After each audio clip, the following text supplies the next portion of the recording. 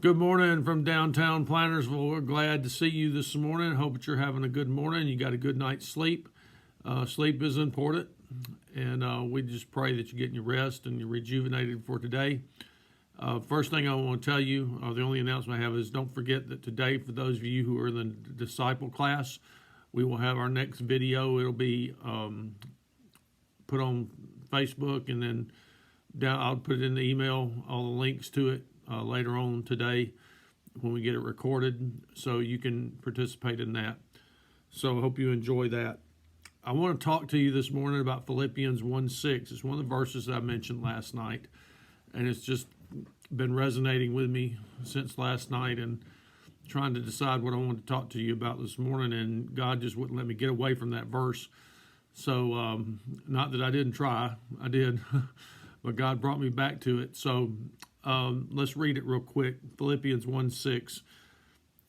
Paul writes, I am sure of this, that he who began a good work in you will bring it to completion at the day of Jesus Christ. There are some key things that we need to remember that apply to us today. Number one, we know who began the work. It says that he who began a good work in you. Who is Paul talking about? Paul is talking about God. God, the architect of the universe, the architect of all things.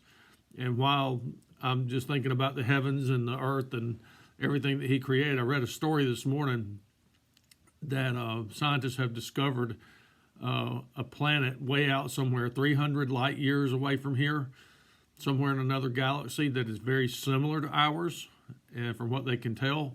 So it's possible, they said, there's life on another planet like ours, and from what they can tell, we could live on that planet because it looks like the same makeup as the Earth. So that was interesting to read this morning. It made me think that, God's got everything under control, even things 300 million light years away from here, or however long they said it was. And it's all his. So the thing is that the one who began the work in you is that God, the God who created everything, the creator of the universe, the one who loves you. He began that work. And I want you to notice that there's no deadline for that work. There is, but there's not a specific deadline, one that you can measure just yet. Usually when somebody does a construction project, and my father-in-law used to do that, he would put a deadline, or he could tell the folks for who he was doing the work for that they could get this done in so many days, so many weeks or months, whatever it might have been. But I want you to know here the deadline, as it says, is he who began a good work with you will bring it to completion at the day of Christ Jesus. That's according to his will and according to his direction. It may be a day, it may be a month, it may be a week, it may be a year, many years. We always don't know what God's doing, but he promises to see it through, and his deadline is not our deadline. Obviously, those of us who want to get back to normal, which is a lot of people, those of us who want to get back to what's normal, we would like to do that tomorrow. We'd like to have done it yesterday, but God hasn't chosen that for us. So here in this verse, you got to understand the deadline is God's. He's going to complete the work. And the promise is there that he's going to get the work done, and it's going to be done right. It's going to be done perfectly, because anything that's completed in Jesus Christ is perfect. Why? Because he's sinless, because that's his nature. That's God's nature. God, if you've heard this saying before, God does not create any junk. God does not create something that is not in accordance with his nature. So he is promising he will get the work done. He oversees the work, and he's the one that's in charge of the work.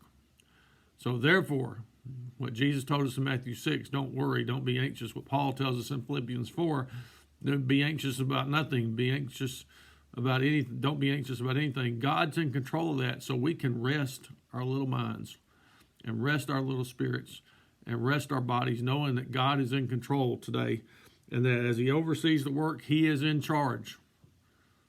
That's comforting this morning. I remember a story about a father who was telling his son, urging him on in his schoolwork and other parts of his life. He didn't need to be a quitter. Said, don't quit. He said, let me explain it to you, son. It's like this. He said, George Washington never quit. Abraham Lincoln never quit. Thomas Edison did not quit. Douglas MacArthur did not quit. And then he said, look at Elmo McCringle. And his son looks up to him and he says, "Who is Elmo McCringle? I recognize all those other men. I know what Washington did. I know what Lincoln did. I know what Thomas Edison did. I know what Douglas MacArthur did. But I don't remember Elmo McCringle." And his dad looks down at him and said, "The reason you don't remember Elmo McCringle is because he quit." Let that sink in a minute. He said, "Son, when the going gets rough, don't stop. Keep working." So that's my encouragement to you today. Don't stop. Keep going. Remember, God is in control, the architect, the creator, the enabler of all things. He's got everything working together right now for the good of those that love him. And that's wonderful. I hope that one of your goals is that you don't become an Elmo McCringle, where nobody remembers anything you did because you quit. But we can be like some of our heroes and other folks who have made an impression on this world and left something behind because they didn't stop. Let us be found faithful. Hope you have a great day. We'll see you later at the Disciple video.